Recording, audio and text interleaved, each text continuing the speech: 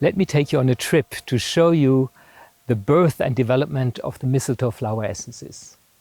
And this trip starts with flowers, with garden flowers, with wildflowers, with very different colors of the soul and colors of the flowers.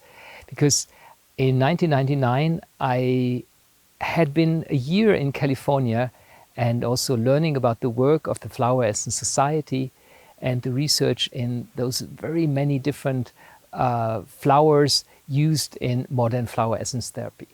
I was excited about that. I wrote some articles about that. I also researched the work of Dr. Edward Bach. I went to the places where he was working, and these articles got published, and yes, they aroused some interest. And then I came here to Dornach, Switzerland. At this time of the year, we call it Michaelmas, so the Archangel Michael, you see his sculpture here. I remember the sculpture meant something to me when I was working here also in the garden. And I was exhibiting my articles and the work of flower essence therapy in the conference center, in the spiritual center of anthroposophy in the Goetheanum. It was a medical conference with doctors and therapists, nurses from all over the world, over 1,000 people there. And yeah, I was given a place to have a little exhibit. And somebody came to me who presented himself as researcher in mistletoe botany, as basic research, fundamental research for cancer therapy.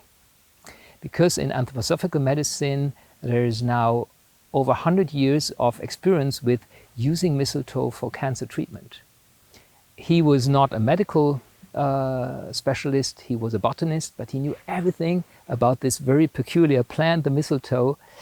And besides, he had personal interest in flower essences. He had used some Bach flowers and they helped him, and he found it very promising for the future to work with flower essences. And his question, and it was really a heartfelt question which he had carried for quite a while, his question was, couldn't we also make flower essences of the mistletoe?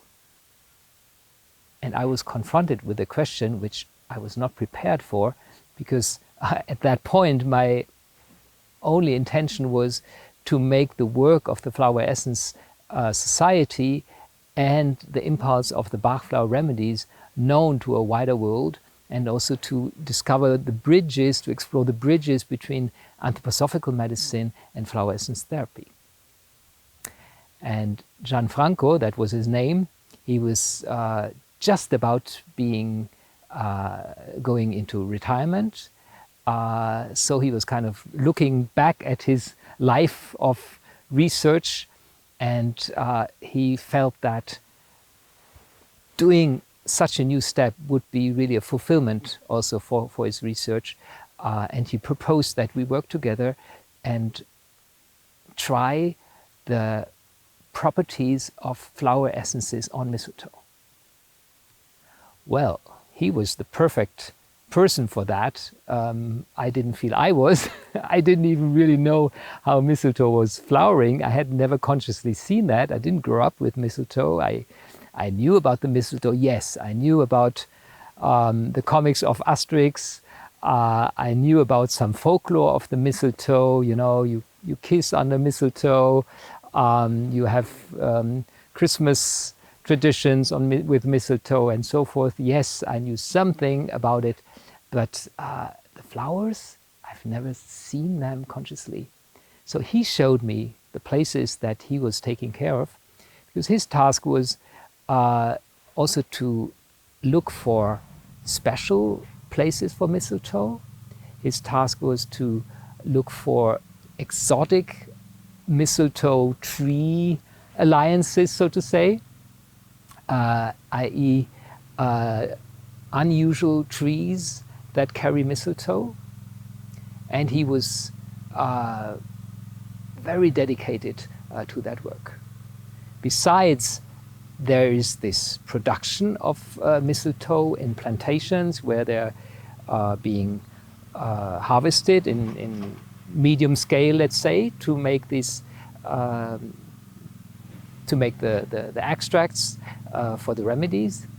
But his focus was not just on this bigger production of, say, apple tree mistletoe or elm tree mistletoe, but he was also looking further, what are other species?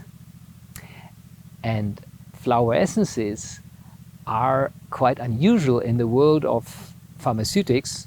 Actually, I wouldn't even call them pharmaceutics because they are spiritually working and not physically working.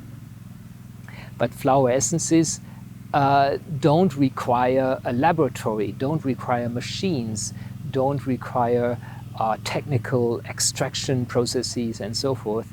They are gifts of nature, and the art of flower essences is to go out to the right place, to put the bowl with fresh spring water in the right place, in the right time, and to communicate with the beings in nature, with the guardians of that tree, with the guardians of that valley or of that mountain and so forth, in a way that a good co-creation between human beings and nature spirits can arise.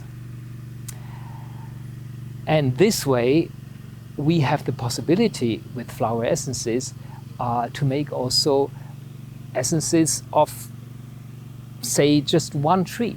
If you have just one tree of a particular species, that's enough to make a flower essence, which then can be used for thousands of bottles.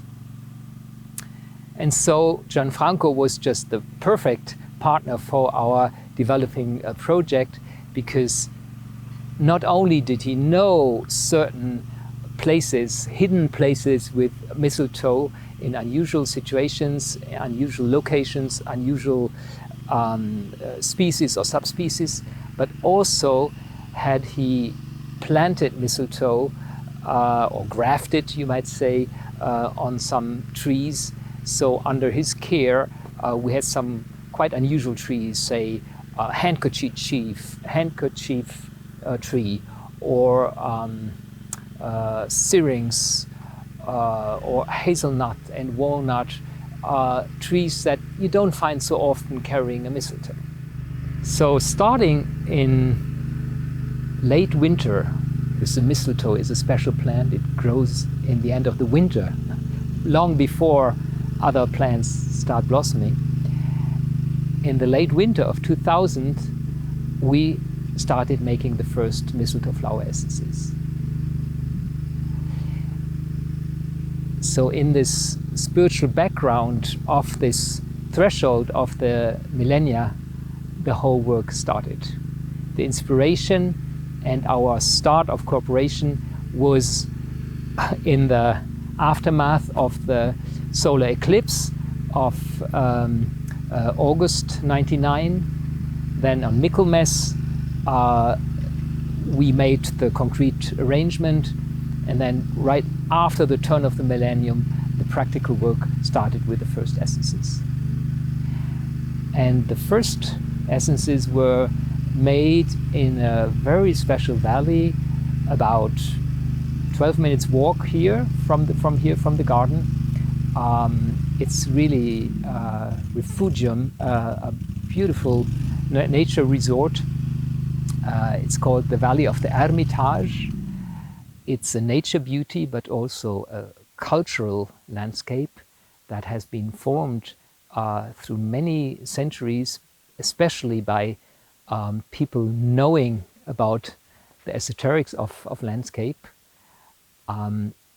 So it has a very, very special quality. And according to old documents, and also according to what we can perceive as subtle qualities in that valley, it has been in this valley that the Grail Castle has been placed in the 9th century. And as you can imagine, the Grail has a wonderful quality of light. It's radiating in a beautiful way, and the whole valley carries that subtle quality, just like a kind of perfume that goes through the whole valley. So those qualities were kind of setting the tone for the first mistletoe flower essences.